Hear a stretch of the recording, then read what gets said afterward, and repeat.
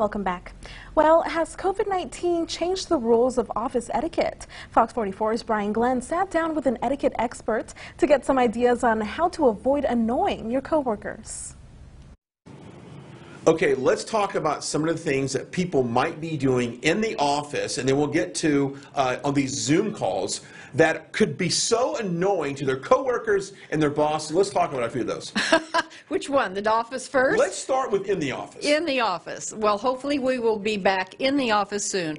Well, one of the things, Brian, is if I'm busy and I'm really working and I'm writing something and someone just assumes that they can just walk in and say, hey, and start talking to me. It would be nice if you stop and say, hey, got a minute? Mm-hmm. Not everyone does that. Not everyone does that. My hand is up because I do that all the time. Okay, let's talk about maybe excessive emails as well. CCing on every email that you get. Can we briefly talk about that? Oh, we can talk ad nauseam about that. We can have a half-hour show on that. We probably. can have a half hour, yes. So don't. No. You know, if somebody doesn't need to know about it, don't CC, and sure don't BCC. Just send the email. They're sending the email. Okay, more and more people are working from home, and they're jumping on these Zoom calls. So all of a sudden, we're Zoom experts here. What are some of the most annoying things people are doing on Zoom? Well, most of the annoying things are funny things, like eating. Well, you know, eat before, and if you're going to eat, maybe leave the room for just a second and take a bite. Just don't eat while you're on the phone. The flow example that was on the internet about somebody on the cell phone all the time. What else? Well, here's one, just body language. I mean, I see all kinds of things like stretching and moving around a whole lot. If someone's in the office talking entirely too loud on their phone, how do you address that with your supervisor?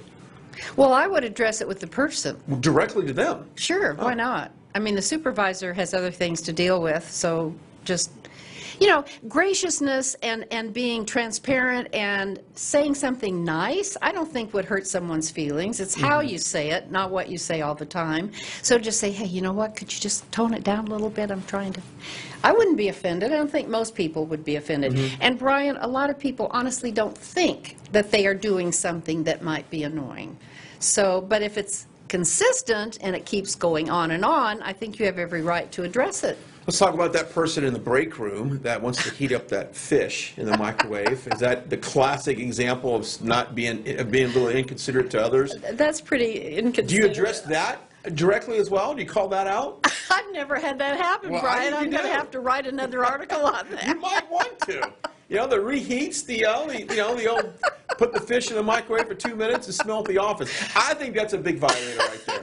I would just walk by and go, oh, Maybe and then they get the what you do. message. Maybe that's what you do. Thank you so much for joining us today. It's been a pleasure. Good stuff there. Thank you.